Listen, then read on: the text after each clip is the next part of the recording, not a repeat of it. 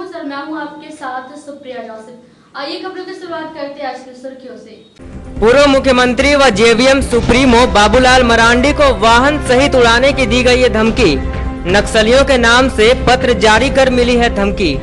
Press वार्ता कर श्री मरांडी ने अपनी सुरक्षा पर उठाए सवाल, राज्य सरकार पर साधा निशाना। मरांडी को धमकी मामले में एसपी ने की प्रेस वार्ता, कहा किसी विक्षिप्त व्यक्ति ने भेजा है पत्र, नहीं है इस धमकी में कोई दम, मरांडी के सुरक्षा का रखा जा रहा है विशेष ख्याल। पत्र मामले की भी होगी गंभीरता से जांच। कार्मेल स्कूल में अभिभावकों ने काटा बवाल, फीस बढ़ोतरी समेत अनेक कई मुद्दों पर किया धरना प्रदर्शन। प्रिंसिपल के सकारात्मक आश्वासन के बाद मामला हुआ शांत। अब 30 अप्रैल को होगी प्रबंधन व अभिभावकों के बीच बैठक। और गिरिडीह में भी मनाई गई दानवीर भामाशाह की जयंती, वैश्य महासभा ने उन्हें किया नमन। मिठाई बांटकर जयंती की मनाई खुशियां।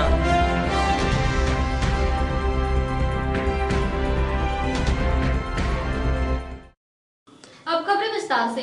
पूर्व मुख्यमंत्री बाबूलाल मरांडी को जान से मारने की धमकी एक पत्र के माध्यम से दी गई। वहीं इस मामले को श्री मरांडी ने सरकार प्रायोजित बताया। पूर्व मुख्यमंत्री सह जेवीएम सुप्रीमो को फिर नक्सलियों की धमकी मिली है। इस बाबत बाबूलाल मरांडी ने कहा कि पहले की उनकी Z+ सुरक्षा वापस ले ली, अब एक चिट्ठी मिली है। चिट्ठी के कंटेंट से सरकार की मंशा संदिग्ध लग रही है। दरअसल श्री मरांडी को पत्र लिखकर जान से मारने की धमकी दी गई है। ये पत्र नक्सलियों के नाम से लिखा गया है।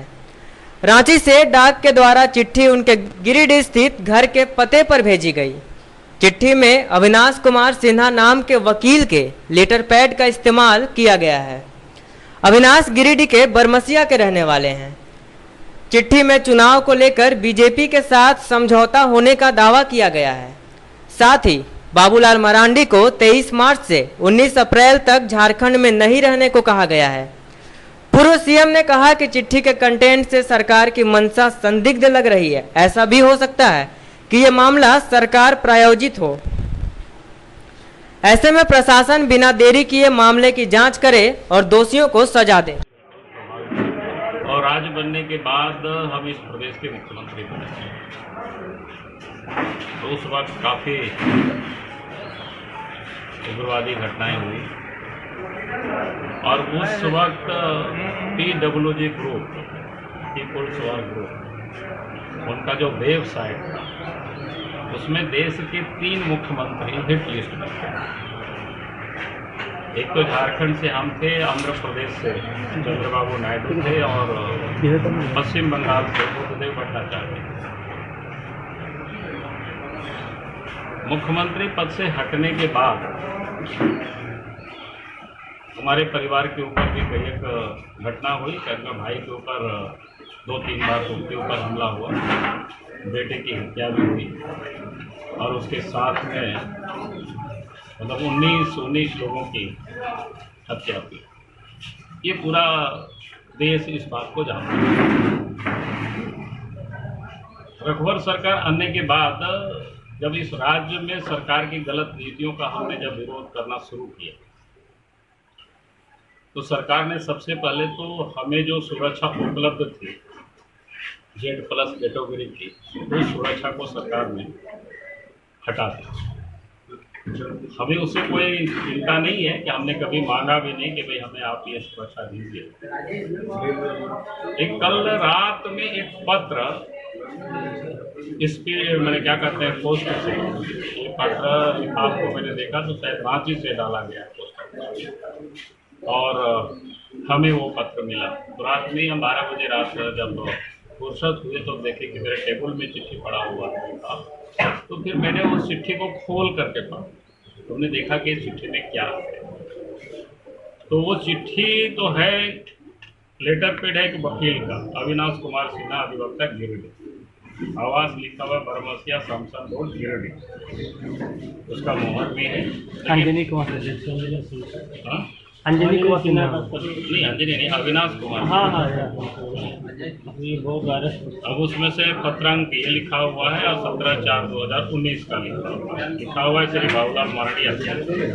इस संवाद साधन के जरिए भारतीय कम्युनिस्ट पार्टी माओवादी संगठन झारखंड की ओर से आपको सूचित किया जा रहा है। संगठन के साथ झारखंड में लोकसभा की कुल 14 सीटों को लेकर भारतीय जनता पार्टी अध्यक्ष श्री अमित शाह जी एवं झारखंड मुख्यमंत्री रघुवर भैया के साथ समझौता हुआ। समझौता में भारतीय जनता पार्टी का प्रत्याशी के पक्ष में ऐतिहासिक जीत दर्ज करवाने की जिम्मा भारतीय कम्युनिस्ट पार्टी माओवादी संगठन को मिला है। इसे अत्यावश्यक समझे। संगठन की ओर से आपको 23/4/9 से 19 मई 19 तक झारखंड में रहने के लिए प्रतिबद्ध है।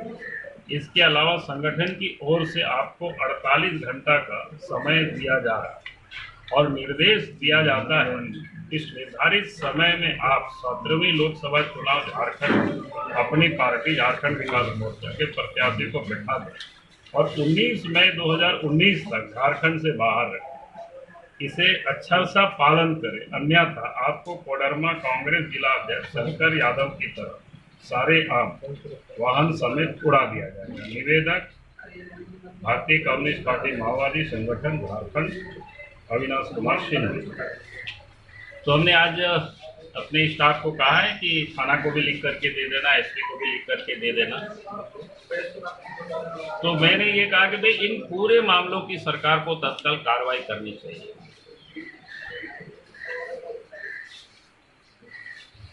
और जनता को भी बताने चाहिए कि चिट्ठी किसने लिखा है, कौन है ये व्यक्ति निजाम में। यानी इसलिए पूर्व की घटना बताए क्योंकि हमारे ऊपर पूर्व से ही थ्रेट कि पूरा देश इस बात को जानता है। पूरा आज भी अगर PWG का वेबसाइट अगर उसको ढूंढेंगे तो आज भी आपको मिलेगा उसको। फिर हमारे परिवार के साथ जो हादसा हुआ वो भी पूरा दुनिया जानती है, कोई उसमें छुपा हुआ बातें नहीं। और सरकार ने जानबूझ करके सुरक्षा थ्रेट होने के बाद भी सिक्योरिटी में जिसको कहते हैं ना कि उसमें कमी की, जो Z+ सुरक्षा प्राप्त थी उसको उन्होंने हटा दिया। और आज जब इस प्रकार की पत्र मिला तो उसमें यह भी उल्लेख किया हुआ है जो शंकर जिला अध्यक्ष थे कांग्रेस पार्टी के कोडरमा में जो जिसकी हत्या हुई वहां हम गए थे उस समय, तो ये भी उल्लेख किया हुआ है। तो मामला ही बड़ा गंभीर है और इसलिए हम सरकार से ये मांग करते हैं कि पूरे मामलों की जांच होनी चाहिए और जो भी व्यक्ति इस प्रकार के क्या है उसको पकड़ करके समाज के सामने लाना चाहिए, उसके पर कार्रवाई करनी चाहिए। इसी के लिए आज मैंने आप सब लोगों को बुलाया था। तो मुझे लगा कि जानकारी मिलनी चाहिए सबों को कि क्या हो रहा है। जेवीएम सुप्रीमो बाबूलाल मरांडी को जान से मारने की धमकी मिलने पर जिला प्रशासन हरकत में आ चुकी है।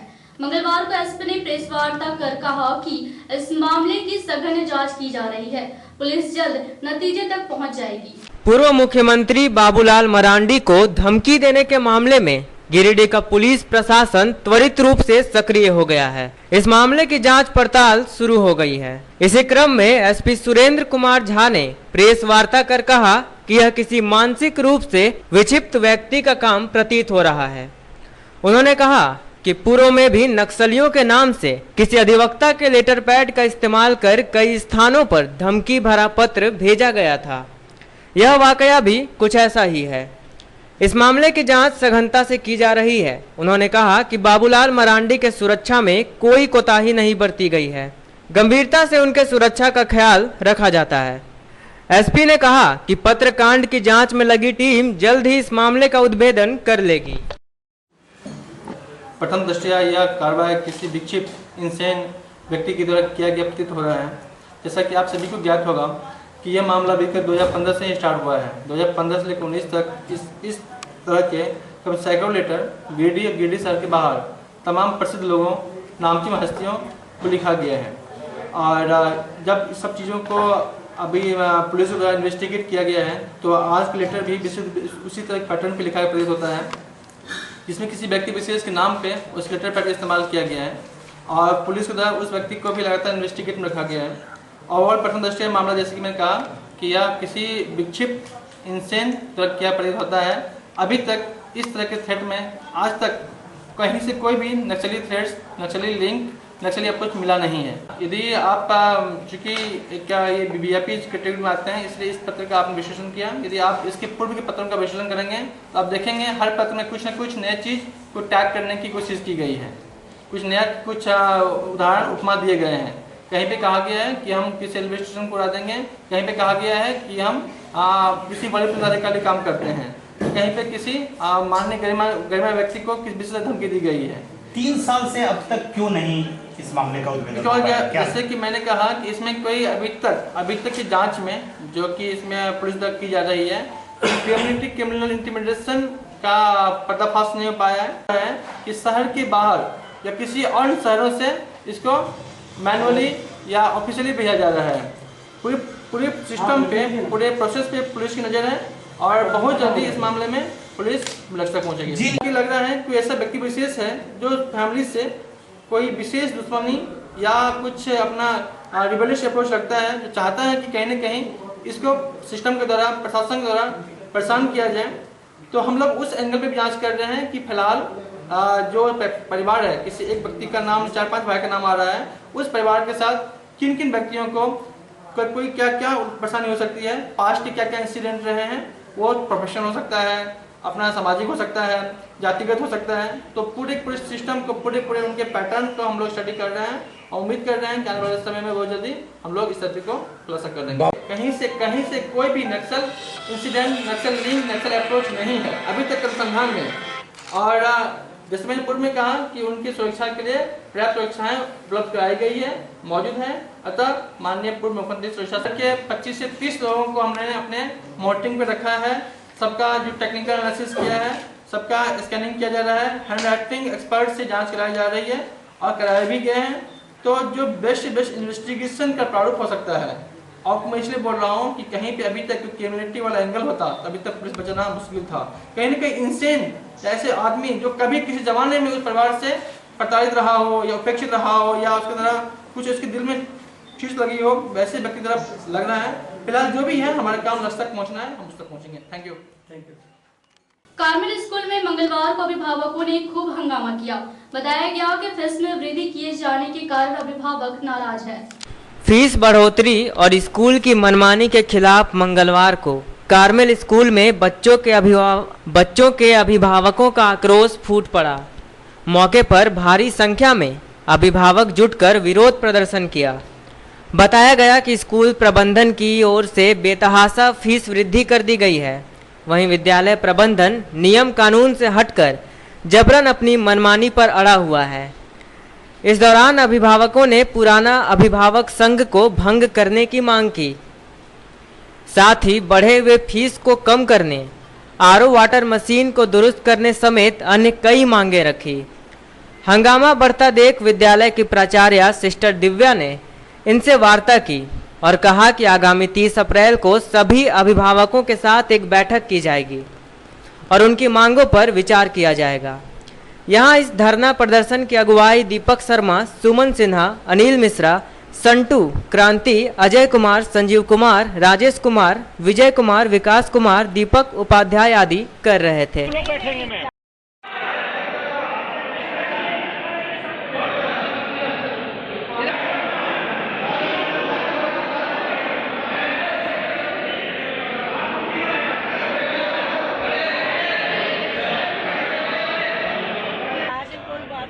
चार दिन हम लोग हैं यहाँ पे क्लियर हो जाए।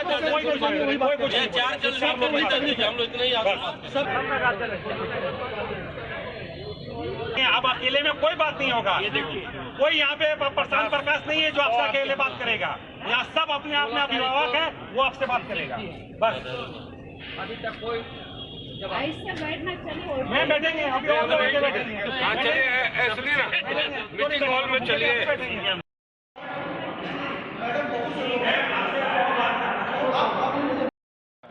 मामला सबसे पहले जो कार्मेल स्कूल में फीस बढ़ोतरी हो गई है, उससे सभी अभिभावक को जो परेशानी हो रही है और बिना सूचना के, बिना कोई एडमिनिस्ट्रेशन का व्यवस्था नहीं है स्कूल के अंदर में, और अन्यथा 1000 फीस, 900 फीस, क्लास 1 का 8500 फीस कर दिया गया है। इसके पिछले बार भी हम लोग आवाज़ उठाए थे, लेकिन कुछ लोग स्कूल के प्रशासन से मिल करके अपन रोटी सेक लिए। हम लोग को इसमें यहाँ पे कोई नेतागिरी नहीं करना। हम लोग सब अभिभावकों को यहाँ तकलीफ है फीस बढ़ने से। इस मुद्दा पर हम लोग सब यहाँ एकजुट हुए हैं। आज हम लोग 200 लोग इकट्ठा हुए हैं, कल 2000 लोग इकट्ठा होंगे अगर स्कूल प्रशासन नहीं मानेगा। और इस बार तो फीस की बढ़ोतरी इस तरह हुई है कि स्कूल प्रशासन हद ही पार कर चुकी है। क्लास 1 के का जो बच्चा किंडरगार्टन से क्लास 1 में जो आया है उसका 8500 रुपये फीस कर दिया गया है और 2100 रुपया बिल्डिंग चार्ज अलग से लिया जाता है। और बहुत सारी बातें यहाँ के स्कूल की जो व्यवस्था की जो बातें हैं, यहाँ ना आरओ की व्यवस्था ढंग से है, ना गार्जियंस को बैठने की व्यवस्था है और गार्जियन जब भी यहाँ आते हैं तो कोई व्यवस्था नहीं है। और पुरानी जो कमेटी थी, स्कूल की जो पुरानी कमेटी थी, हम लोग चाह रहे हैं कि जिनके बच्चे यहाँ पढ़ते हैं वैसे गार्जियन को उस कमेटी में रखा जाए और जो शिक्षा की जो नीति है सरकार के द्वारा, जो एजुकेशन जो पॉलिसी है, उस पॉलिसी के तहत स्कूल चले। हम लोग फीस बढ़ा दिया, तो हम लोग बता दिया 15% फीस बढ़ा दिया है। तो उसी के डिटेल्स पूछने के लिए लोग आया था। इसी का हम लोग डिसीजन करेगा मैनेजमेंट कमेटी में मीटिंग बैठक करके हम लोग तो उसी का डिसीजन दे देंगे 1 सप्ताह के बाद। तो 30 अप्रैल 3 बजे में तो मीटिंग बैठक तो होगा। दानवीर भामा शाह अपनी जयंती पर गिरिडीह में भी नमन किए गए। मंगलवार को महावीर मंदिर परिसर में उनकी जयंती खूब धूमधाम से मनाई गई। भारतीय वैश्य महासभा की ओर से दानवीर भामा शाह की जयंती गिरिडीह के अंबेडकर चौक स्थित महावीर मंदिर परिसर में मनाई गई। मौके पर उसके चित्र पर पुष्प अर्पित करते हुए उन्हें नमन किया गया। इस कार्यक्रम की अगुवाई महासभा की महासचिव सह उत्तरी छोटा नागपुर प्रभारी रागिनी लहरी शाह कर रही थी। मौके पर जिला महासचिव ललिता वर्णवाल, पूनम गुप्ता, शशि वर्णवाल, भारती कुमारी, अंजलि देवी, रेणु वर्णवाल, सिमी देवी, लता अग्रवाल, कविता वर्णवाल, रिंकी देवी, समता देवी, बबीता वर्णवाल और वैश्य समाज के अन्य कई लोग मौजूद थे। इस दौरान मिठाई बांटकर उनकी जयंती की खुशियां मनाई गई। बताया गया कि दानवीर भामा शाह बाल्यकाल से मेवाड़ के राजा महाराणा प्रताप के मित्र, सहयोगी और विश्वास पात्र सलाहकार थे। उन्हें मातृभूमि से अगाध प्रेम था और दानवीरता के लिए भामा शाह का नाम इतिहास में अमर है।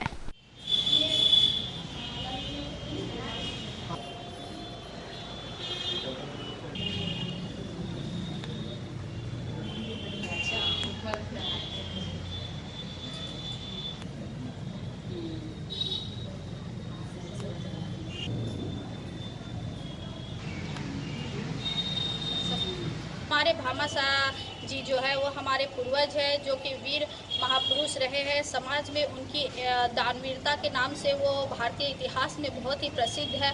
वे महाराणा प्रताप के सहयोगी भी थे और बाल अवस्था के मित्र भी थे। उनकी ईमानदारी की मिसाल इतिहास में कायम है। वो हमेशा ही कहा है कि लोगों को धन की संग्रह नहीं करनी चाहिए, बल्कि समाज की सेवा में, भाव में, ये सब में लगाना चाहिए। सभी लोग पुष्प अर्पण करके दीपक जला के हम लोग धूमधाम से मनाए हैं और मिठाई अमर रहे, अमर रहे भामा शाह, अमर रहे, अमर रहे, अमर रहे। जिला कांग्रेस कार्यालय में युवा कांग्रेस कमेटी की एक बैठक की गई। इस दौरान कार्यकर्ताओं को चुनाव से संबंधित आवश्यक दिशा निर्देश दिए गए। कांग्रेस पार्टी भी अपना बूथ सबसे मजबूत अभियान में जुट गई है। इसी कड़ी में मंगलवार को जिला कांग्रेस कार्यालय में युवा कांग्रेस कमेटी की एक बैठक जिला अध्यक्ष संतोष राय की अध्यक्षता में संपन्न हुई। इस बैठक में विधानसभा वार एवं प्रखंड वार चुनाव प्रभारियों की नियुक्ति की गई। बताया गया कि लोकसभा चुनाव को लेकर कोडरमा और गिरिडीह में महागठबंधन प्रत्याशियों को मजबूती देने के लिए कांग्रेस भी पूरी मुस्तैदी के साथ जुटी हुई है।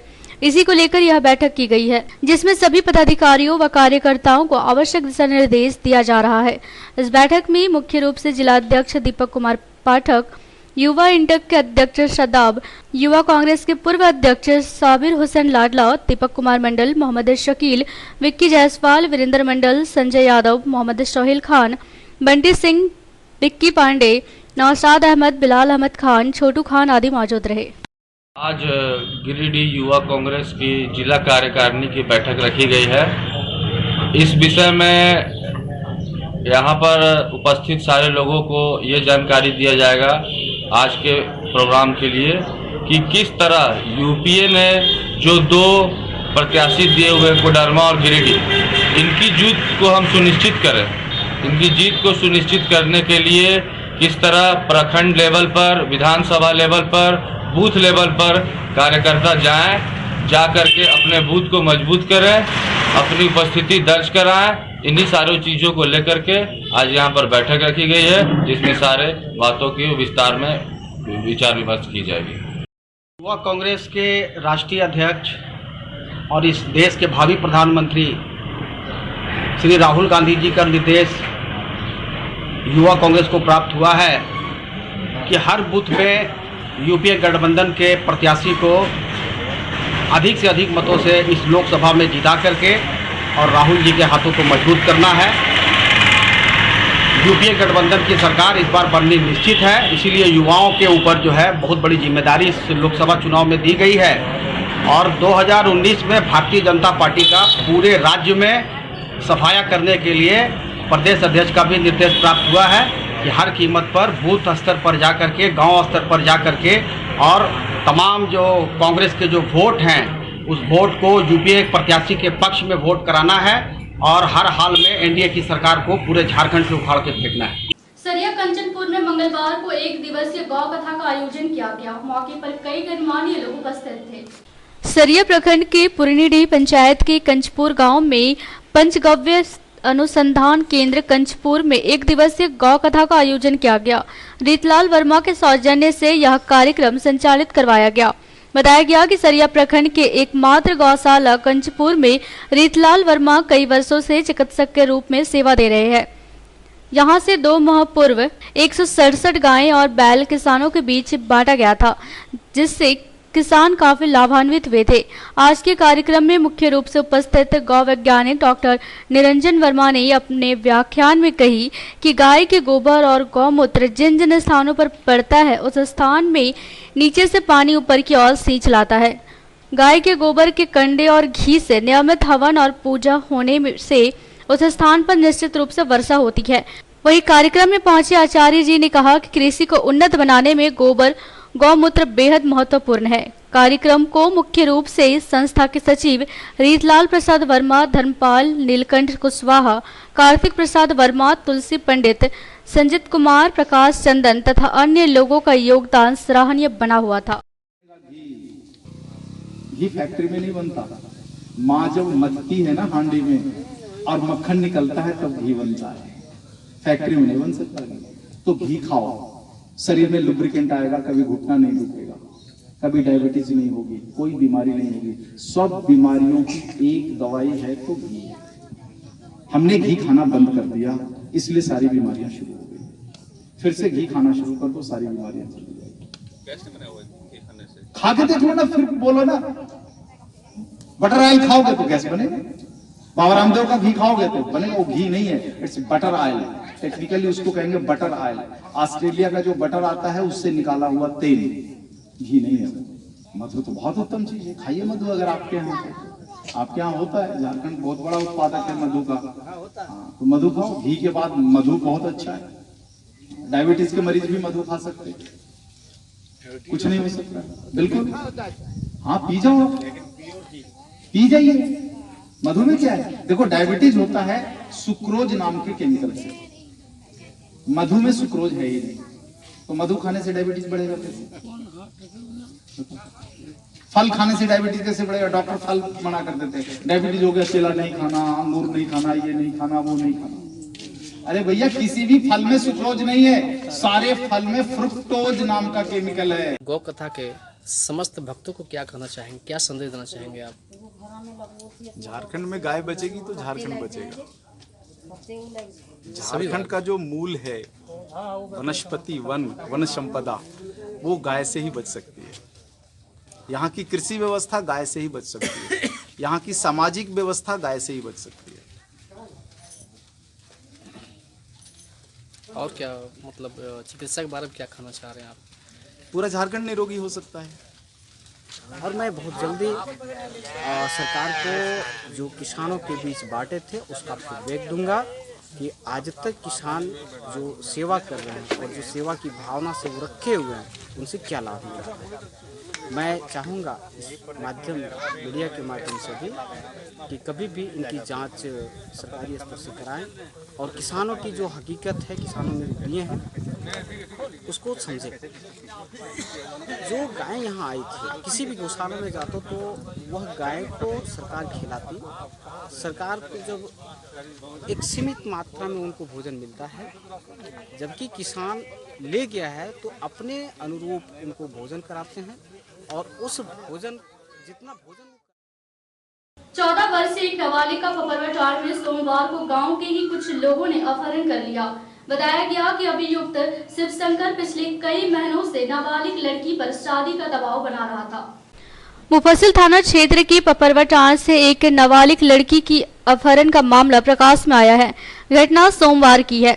इस बाबत पीड़ित पिता सुखदेव दास ने बताया कि कई महीने पूर्व से गांव का ही शिवशंकर दास अपने भाइयों के साथ मिलकर उसकी बेटी पर शादी करने का दबाव बना रहा था। वहीं शादी से इनकार करने पर अपहरण की धमकी भी दे रहा था। बीते 22 अप्रैल की सुबह 7 बजे के करीब जब उसकी बेटी स्कूल के लिए घर से निकली, उसी वक्त घात लगाकर बैठे शिवशंकर के दोस्त खूबलाल दास व संतोष दास ने चाकू की नोक पर जबरन उसकी बेटी को मोटरसाइकिल में बैठा कर ले गए। इस सारी घटनाक्रम का चश्मदीद उनका बेटा अरविंद दास है। वहीं पीड़ित पिता जब शिवशंकर दास के घर पहुंचे तो उन्होंने देखा कि उसके भाई महेंद्र दास, नंदलाल दास, दुलार दास और उसके पिता त्रिभुवन दास उसकी बेटी को प्रताड़ित कर रहे हैं और शादी करने का दबाव बना रहे हैं। जब पीड़ित पिता ने अन्य लोगों को बुलवाया तो वह सभी अभियुक्त उनकी बेटी को लेकर वहां से कहीं और भाग गए। इसके अलावा बताया गया कि लड़की की उम्र महज 14 वर्ष है और वह कक्षा 9 की छात्रा है। फिलहाल लड़की के पिता ने मुफस्सिल थाना में पूरे मामले की लिखित शिकायत की है और अभियुक्तों के विरुद्ध अविलंब कार्रवाई करने की मांग की है। पास ला दे और लड़का को गिरफ्तार हो जाते। क्या नाम है लड़की का आपका? लड़की का नाम है खुशबू कुमार। कितने वर्ष की है? वही 14-15 साल की। जानते हैं 2 दिन हुआ। हम लोग को लड़की दे दीजिए और लड़का को कैसे करके सजा दे दीजिए। आप कल जा रही थी 7 बजे स्कूल और सोमवार को तो देखी वहाँ पे से 2 मोटरसाइकिल लेके आया लड़का, उन लोग उसको ले दिया पकड़ के। और शिवशंकर नाम है और एगो क्या नाम है 13 साल। कहाँ जा रही थी उस दिन वो? स्कूल जाती सिरसिया। अच्छा, इसके बाद फिर क्या हुआ? तो वहीं से वो लोग को 2 चक्का में था लड़का लोग। कौन कौन था? शिवशंकर और एगो थक्का था। आवेदन देने के लिए हम आए हैं थाना। क्या प्रशासन से क्या मांग करते हैं? बोल रहे हैं उसको कि हमको लड़की खोज दीजिए। चुनावी चहलकदमियों के बीच गिरिडीह के वोटर्स भी प्रत्याशियों और दलों की समीक्षा करने में जुटे हुए हैं। हमने भी वोटर्स का मन टटोला। आइए आपको भी सुनाते हैं क्या कहते हैं गिरिडीह के वोटर्स। बज गया बिगुल, बिछ गई चुनावी बिसात, किसका बजेगा डंका और किसकी होगी मात, सत्ता के सबसे बड़े रण क्षेत्र का हाल।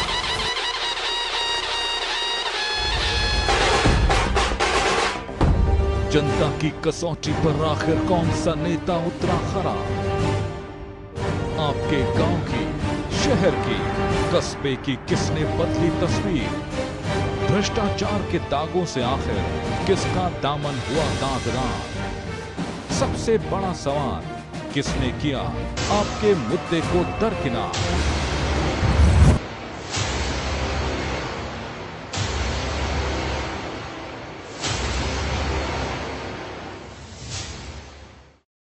आगामी लोकसभा चुनाव जो हैं, इस बार आप लोग मतदाता हैं, जनप्रतिनिधि, कैसा जनप्रतिनिधि चुनने का काम करिएगा आप? जनप्रतिनिधि ऐसा होना चाहिए जो लोगों के बीच में रहे, जो लोगों को सुने और भ्रष्टाचार मुक्त कोई भी कार्य को प्रगति पर पहुंचावे, ईमानदार होवे, सबों के दिल में छाने वाले होवे, जो कि अभी बीजेपी के सबसे बेस्ट पार्टियों में से एक है। भ्रष्टाचार मुक्त 5 साल राज किया, अभी तक एक भी भ्रष्टाचार के खिलाफ इन पर कोई भी दाग नहीं लगा है। भले यहाँ पहले वाले जो थे वो सोए हुए थे, मगर अभी जागे वाले को लाए। अब देखते हैं जागने वाले कितना जागते हैं। इस बार जो आगामी चुनाव जो होने जा रहे हैं, किस तरह के जनप्रतिनिधि को आप लोग चुन? इस बार का चुनाव निश्चित तौर पे राष्ट्रीय मुद्दा का चुनाव है और नेशनल लेवल का चुनाव में हमेशा केंद्र से रिलेटेड जो मुद्दा होता है उसी को लेके चुनाव में आम आदमी को वोट देना चाहिए, क्योंकि ये राष्ट्र का मुद्दा होता है। ये विधानसभा का चुनाव नहीं है, लोकसभा का चुनाव है। और वैसे जनप्रतिनिधि को हम लोगों को चुन के पार्लियामेंट में भेजना चाहिए, जो हमारे राष्ट्र को विकसित करने में मदद करे, हमारा देश समृद्धि की ओर आगे बढ़े। वैसे जनप्रतिनिधि को चुन कर भेजना चाहिए।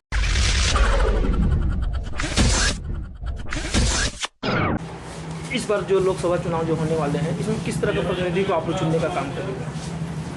देखिए,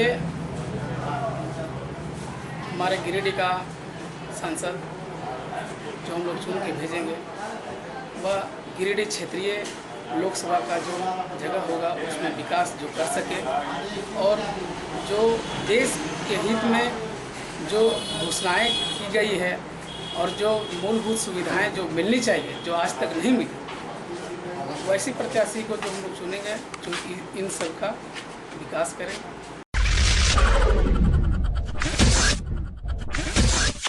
जो भ्रष्टाचार से मुक्त हो और पानी, बिजली और सड़क, गंदगी सब वगैरह वगैरह माने भ्रष्टाचार से मुक्त हो, वैसा प्रतिनिधि हम लोग चाहते हैं।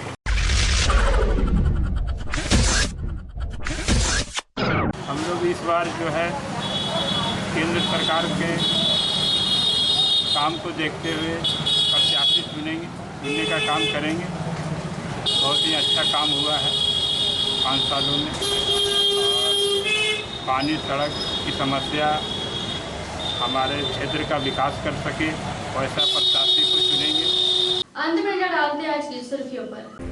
पूर्व मुख्यमंत्री व जेवीएम सुप्रीमो बाबूलाल मरांडी को वाहन सहित उड़ाने की दी गई है धमकी। नक्सलियों के नाम से पत्र जारी कर मिली है धमकी। प्रेस वार्ता कर श्री मरांडी ने अपने सुरक्षा पर उठाए सवाल, राज्य सरकार पर साधा निशाना। मरांडी को धमकी मामले में एसपी ने की प्रेस वार्ता, कहा किसी विक्षिप्त व्यक्ति ने भेजा है पत्र, नहीं है इस धमकी में कोई दम, मरांडी के सुरक्षा का रखा जा रहा है विशेष ख्याल। पत्र मामले की भी होगी गंभीरता से जांच। कार्मेल स्कूल में अभिभावकों ने काटा बवाल, फीस बढ़ोतरी समेत अनेक कई मुद्दों पर किया धरना प्रदर्शन। प्रिंसिपल के सकारात्मक आश्वासन के बाद मामला हुआ शांत। अब 30 अप्रैल को होगी प्रबंधन व अभिभावकों के बीच बैठक। और गिरिडीह में भी मनाई गई दानवीर भामाशाह की जयंती, वैश्य महासभा ने उन्हें किया नमन। मिठाई बांटकर जयंती की मनाई खुशियां।